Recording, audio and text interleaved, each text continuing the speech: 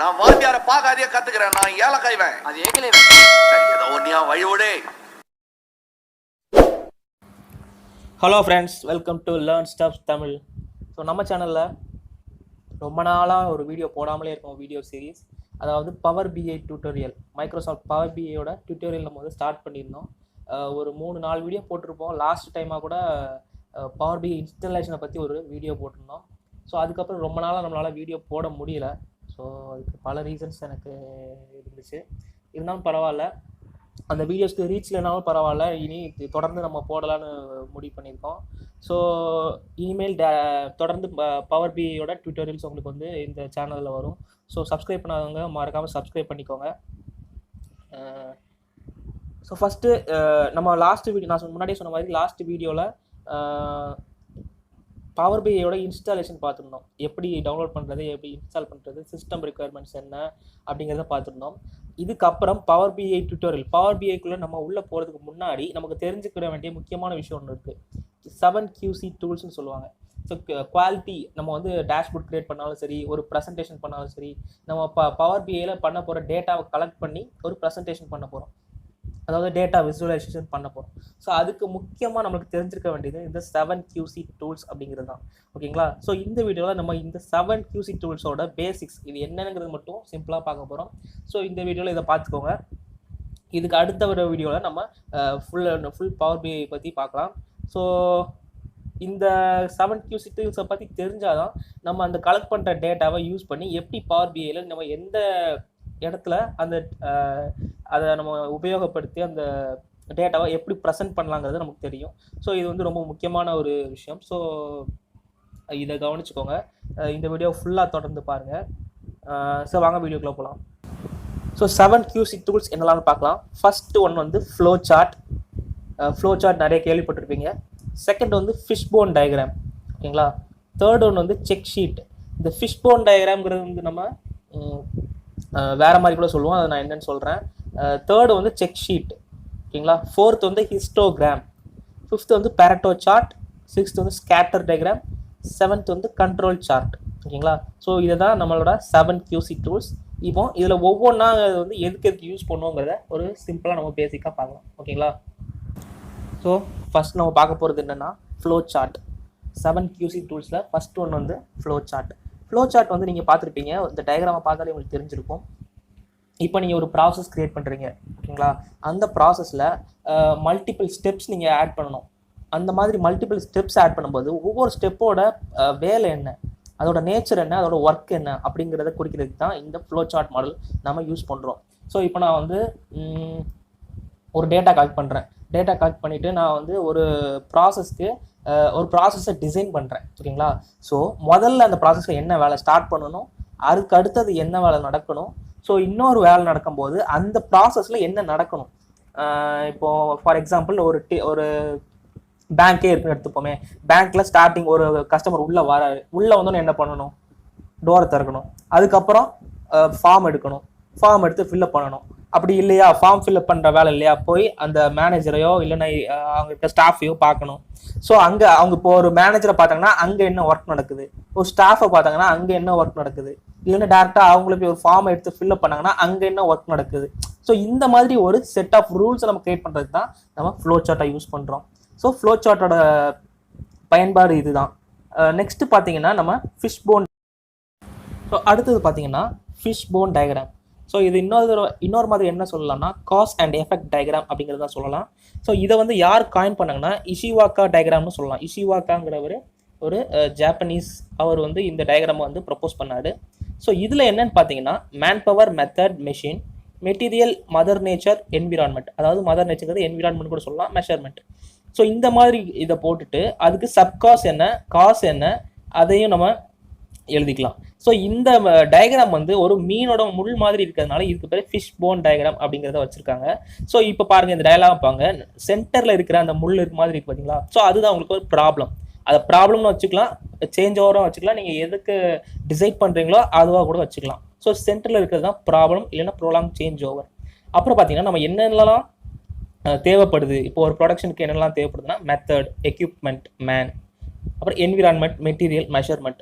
ஓகேங்களா? இதில் என்னென்ன எரர்ஸ் இருக்கும், இதில் என்னென்ன டிஃபெக்ட்ஸ் இருக்கும். ஸோ இதை அனலைஸ் பண்ணி அதுக்கு ஒவ்வொரு சப்காஸாக பிளாட் பண்ணுவாங்க. ஓகேங்களா? ஸோ இதெல்லாம் நம்ம பின்னாடி டீட்டெயிலாக பார்க்கலாம். ஸோ இதுக்கு பேர் தான் ஃபிஷ் போன் டயக்ராம் அப்படிங்கிறது. இந்த டயக்ராம் பார்க்கறதுக்கு உங்களுக்கு மீன் முள் மாதிரி இருக்கும், அதனால உங்களுக்கு இப்படி தெரியுது. ஸோ இந்த மாதிரி இப்போ இதுக்கு இப்போ மெத்தட்னா அதுக்குள்ளான டேட்டா, எக்யூப்மெண்ட்னா அதுக்கு உண்டான டேட்டா, அதோட காசு, சப்காசு, அதோட எஃபெக்ட், ஸோ இதெல்லாம் நம்ம இதில் பிளாட் பண்ணி அனலைஸ் பண்ணுறதுனால தான் இது பேர் ஃபிஷ் போன் டயக்ராம் சொல்கிறாங்க. ஸோ அடுத்து நெக்ஸ்ட் பார்க்கலாம். ஸோ அடுத்து என்னென்னு பார்த்தீங்கன்னா செக் ஷீட். ஓகேங்களா? இது ரொம்ப ஒரு சிம்பிளான ஸ்டெப் தான். செக் ஷீட்டுங்கிறது ஒன்றும் இல்லை, ஒரு எக்ஸல் வச்சுக்கோங்க. எக்ஸலில் நம்ம மல்டிபிள் என்ட்ரிஸ் வந்து டேட்டாவை என்டர் பண்ணுறோம். ஸோ அதன் மூலமாக நம்ம என்னென்ன டேட்டாவை இப்போ ஒரு லாங் டேர்முக்கு நம்மளுக்கு ஒரு டேட்டா கலெக்ட் பண்ணணும்னா ஒரு செக் ஷீட் கிரியேட் பண்ணி வச்சிட்டிங்கன்னா அந்த லாங் டேர்முக்கு கண்டினியூஸாக அந்த டேட்டாவை நம்ம ஈஸியாக கலெக்ட் பண்ணலாம். அந்த டேட்டாவை நம்ம ப்ரெசென்ட் பண்ணும்போது எந்த விதமான ஒரு இடையூறும் இருக்காது. ஓகேங்களா? இப்போ ஃபார் எக்ஸாம்பிள் எனக்கு ஒரு வருஷத்துக்கு ஒரு டேட்டா வேணும், அதில் இந்தந்த பாயிண்ட்ஸ்லாம் வேணும் அப்படின்னு நீங்கள் ஒரு செக் ஷீட் மாடலில் இந்த மாதிரி கிரியேட் பண்ணி வச்சுட்டிங்கன்னா நீங்கள் அது ஈஸியாக வந்து அந்த டேட்டாவை கலெக்ட் பண்ணி டேட்டாவை ஈஸியாக ப்ரெசென்ட் பண்ண முடியும். ஸோ இதே இதில் எனக்கு ஒரு 6 மாதத்துக்கு அப்புறம் எனக்கு இன்னொரு டேட்டா தேவைப்படுதுன்னா செக் ஷீட்டுங்கிறதுனால நீங்கள் அடுத்த ஒரு என்ட்ரியாக போட்டு என்டர் பண்ணிட்டீங்கன்னா உங்களுக்கு அடிஷ்னல் டேட்டா கூட ஈஸியாக நீங்கள் இதில் ஆட் பண்ணிக்கலாம். ஸோ செக் ஷீட்டோட யூஸ் இதுதான். செக் ஷீட்டுங்கிறது ஒன்றும் இல்லை, நீங்கள் ஒரு எக்ஸலில் நீங்கள் டேரெக்டாக மல்டிபிள் டேட்டாஸை என்ட்ரி பண்ணி ஒரு லாங் டேர்ம் ப்ராசஸ்க்கு யூஸ் பண்ணுறதுக்கு பேர் தான் செக் ஷீட். ஓகேங்களா? ஸோ நெக்ஸ்ட் பார்த்தீங்கன்னா ஹிஸ்டோகிராம். ஹிஸ்டோகிராம் எல்லாருமே பார்த்துருப்பீங்க, ஸ்கூலில் கிராஃபில் படிச்சிருப்பீங்க. சிம்பிள் தான். இப்போ ஒரு கிளாஸில் ஒரு 10 பேர் இருக்காங்கன்னா அந்த 10 பேரோட என்ட்ரியை கீழே எக்ஸ் ஆக்சிஸில் போட்டுக்கிட்டு அவங்களோட மார்க்ஸை ஒய் ஆக்சிஸில் போட்டிங்கன்னா, ஸோ இந்த மாதிரி ஹிஸ்டோகிராம் மாடல் பண்ணிங்கன்னா எந்தெந்த பையன் எவ்வளோ மார்க்ஸ் வாங்கியிருக்காங்கிறத உங்களுக்கு விஷுவலாக கிராஃபிக்கலாக ஈஸியாக பார்த்து ரெப்ரசென்ட் பண்ணிக்கலாம். இப்போ ஃபஸ்ட்டு பாருங்கள், ஃபஸ்ட்டு 0லேருந்து 10னா 10. அடுத்தது பாருங்க, அந்த ஹைட்டை வச்சு நம்மளுக்கு வந்து ஈஸியாக கண்டுபிடிச்சிடலாம். இதை வந்து ஒரு 10 பேருக்குனால உங்களுக்கு வந்து சிம்பிளாக தெரியுது.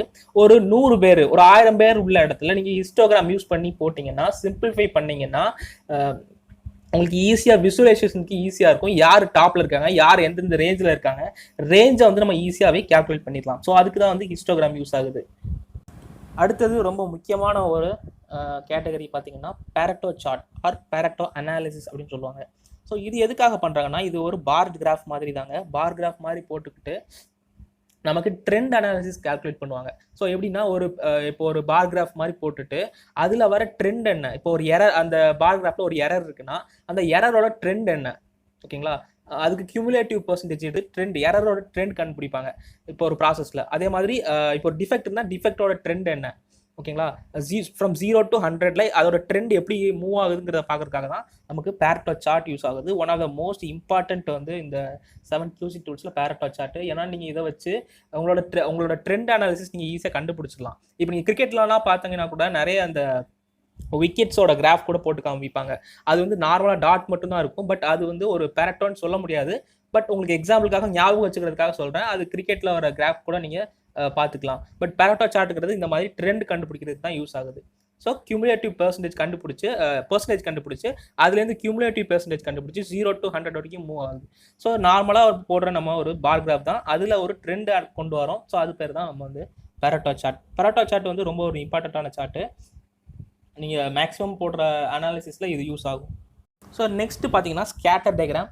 ஸ்கேட்டர் டயக்ராமும் சாதாரணமாக நம்ம ஒரு எக்ஸ் ஆக்சிஸ் ஒய் ஆக்சிஸ் கிராஃபில் வரைஞ்சிட்டு நம்ம பாயிண்ட்ஸ் மட்டும் தான் மார்க் பண்ணுறோம், பிளாட்ஸ். இது வந்து லார்ஜ் நம்பர் ஆஃப் டேட்டாஸ் இருக்கும்போது எந்தெந்த ஆக்சிஸில் எந்தெந்த ஏரியாவில் நம்மளுக்கு அதிகமான டிஃபெக்ட்ஸ் இருக்குது, இல்லைனா அதிகமான பெர்சன்டேஜ் இருக்குது, அதிகமான ஒரு கான்சன்ட்ரேஷன் பண்ண வேண்டியிருக்குங்கிறத தெரியப்படுத்துறதுக்காக ஒரு டேட்டாவை ஈஸியாக ஸ்ப்ளிட் பண்ணி காமிச்சிடும். நீங்கள் லார்ஜ் நம்பர் ஆஃப் டேட்டாஸ் இருந்துச்சுன்னா அதை நீங்கள் இந்த மாதிரி போட்டு ஸ்கேட்டர் டயக்ராமில் போட்டு பார்த்தீங்கன்னா நம்மளுக்கு வந்து ஈஸியாக வந்து அதை கண்டுபிடிச்சிடலாம். பார்த்தீங்களா? ஸ்கேட்டர் டயக்ராமில் ஒவ்வொரு பாயிண்ட்ஸ் மார்க் பண்ணியிருக்காங்க பாருங்கள். ஸோ என்னோட இந்த இடத்துல இவ்வளோ டேட்டா ஸ்கியூமுலேட் ஆயிருக்கு, இந்த இடத்துல இவ்வளோ டேட்டா இருக்குது அப்படிங்கிறத ஈஸியாக நம்ம ஸ்ப்ளிட் பண்ணி காமிச்சிடலாம். அதுதான் வந்து உங்களுக்கு ஸ்கேட்டர் டயக்ராம். ஸோ நெக்ஸ்ட் என்னன்னு பார்த்தீங்கன்னா ஸ்ட்ராட்டிஃபிகேஷன். ஓகேங்களா? ஸ்ட்ராட்டிஃபிகேஷன். ஸோ இது வந்து சோசியல் ஸ்ட்ராட்டிஃபிகேஷன் கூட சொல்லலாம். ஸ்ட்ராட்டிஃபிகேஷனுங்கிறது ஒன்றும் இல்லை, ஒரு நம்ம ஹையர்லேருந்து லோயர் ஆர்டர் வரைக்கும் நம்மளுக்கு ஒரு மல்டிபிள் டேட்டாஸை அக்யூமுலேட் பண்ணி அதை நம்மளுக்கு டேப்லெட் பண்ணி காமிப்பாங்க. ஸோ ஸ்ட்ராட்டிஃபிகேஷன் என்னன்னா, ஒரு லார்ஜ் நம்பர் ஆஃப் டூல்ஸை வேறு டேட்டா கூட நம்ம அனலைஸ் பண்ணிக்கலாம். வேறு டேட்டாஸை நம்ம டிஃப்ரெண்ட்டாக அனலைஸ் பண்ணிக்கலாம். நம்ம இப்போ ஒரு மல்டிபிள் இடத்துலேருந்து நம்மளுக்கு டேட்டா சோர்ஸஸ் கிடைக்கும் போது அதை தனித்தனியாக கேட்டகரைஸ் பண்ணி ஒரு லம்பாக உள்ள டேட்டாவை நம்ம மினிமைஸ் பண்ணி டிஃப்ரென்ஷியேட் பண்ணிக்கலாம்.